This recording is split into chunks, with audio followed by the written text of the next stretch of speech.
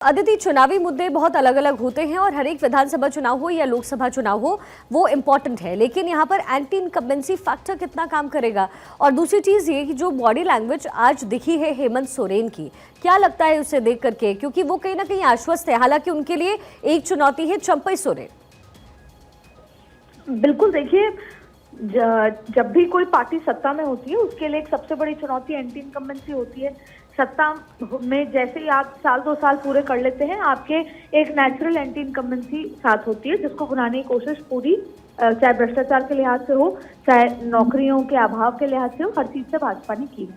चुनौती ऐसे भी है कि जेएमएम टूटकर बीजेपी की तरफ हुआ या कहीं ना कहीं आदिवासी वोट बैंक में सेंधमारी की भी स्थिति हुई।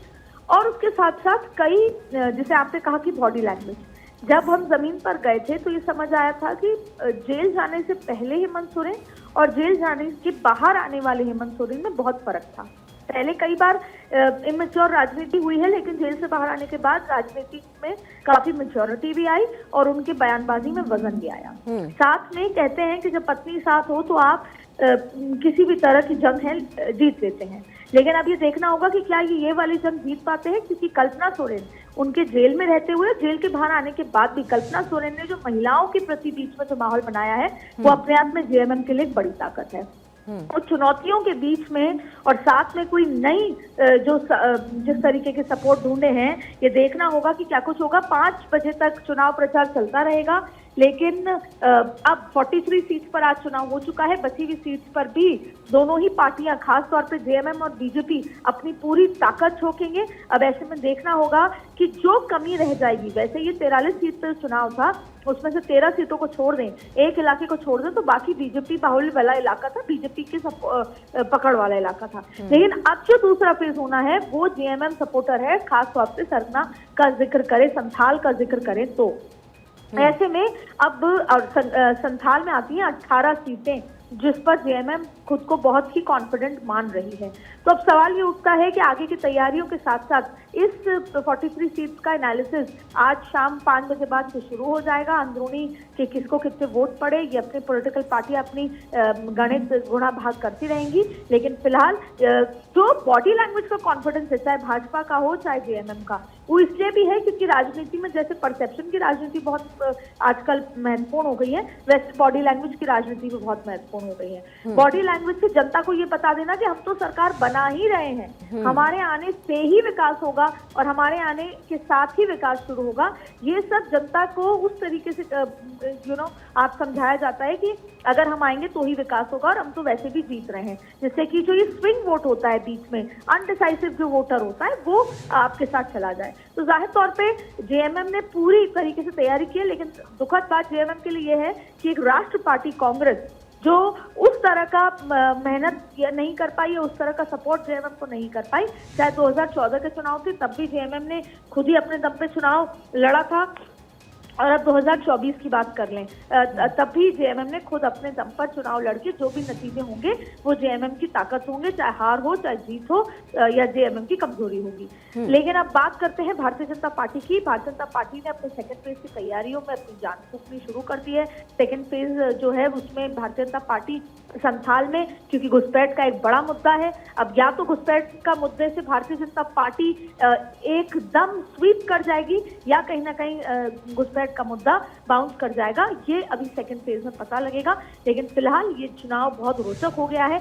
अब वो जमाना नहीं रहा कि सिर्फ लोकसभा चुनाव या उत्तर प्रदेश बिहार जैसे चुनाव में ही रोचक हो, अभी झारखंड और जो छोटे चुनाव हैं वो भी बेहद रोचक हैं, और यहाँ पर भी जो नतीजे आएंगे उसकी दस्तक दिल्ली तक होने वाली। बिल्कुल आदित्य और धनंजय, इस बार के चुनाव में इम्पोर्टेंट ये भी हो गया है कि जितने भी पूर्व मुख्यमंत्री झारखंड के अब तक रहे हैं 4 बार के, वो सब इस समय बीजेपी के साथ हैं। क्या बीजेपी को इससे ग्राउंड पर फायदा मिलता हुआ नजर आता है? देखिए, ग्राउंड की अगर बात करें तो ये कोल्हान का जो क्षेत्र है, पलामू प्रमंडल का क्षेत्र है सिका, इसमें तो पॉजिटिव दिख रहा है बीजेपी के लिए, क्योंकि देखिए चंपई सोरेन जो टाइगर के नाम से जाना, कोल्हान टाइगर, वो एक तरफ से आने से बीजेपी कहीं ना कहीं कोल्हान में मजबूत हुई है, उसका इस वोट में इम्पैक्ट भी दिख रहा है कोल्हान में। लेकिन आज का जो अगर एनालिसिस किया जाए 43 सीट का, वोटिंग परसेंटेज काफ़ी कम हुआ है। ये कहीं ना कहीं राजनीतिक पार्टियों का चर्चा का विषय अभी तक क्योंकि लगभग 60% के आसपास का वोटिंग हुआ, कुछ देर बाद फाइनल रिजल्ट आएगा कितना परसेंट हुआ। लेकिन सबसे बड़ी बात, रांची जो शहरी क्षेत्र है उसमें सबसे कम वोटिंग हुई है अभी तक।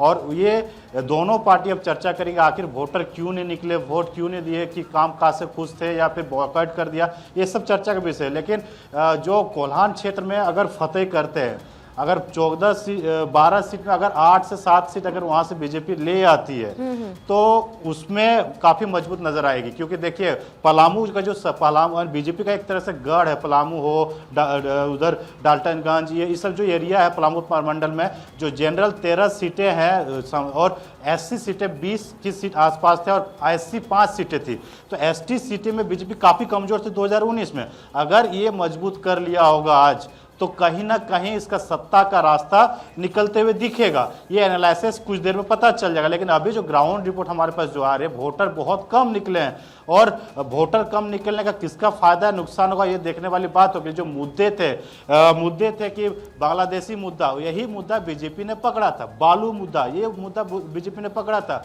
युवाओं को रोजगार का मुद्दा, ये मुद्दा उन्होंने काफी अच्छे तरीके से भुनाने की कोशिश लेकिन किया। धनंजय, अभी भी ये कहा जा रहा है कि बीजेपी को बेरोजगारी का मुद्दा वो जितना और भुना सकती थी वो शायद झारखंड में नहीं भुना पाई है। ऐसा है क्या? जो युवा पीढ़ी है वो क्या बातें कर रही है?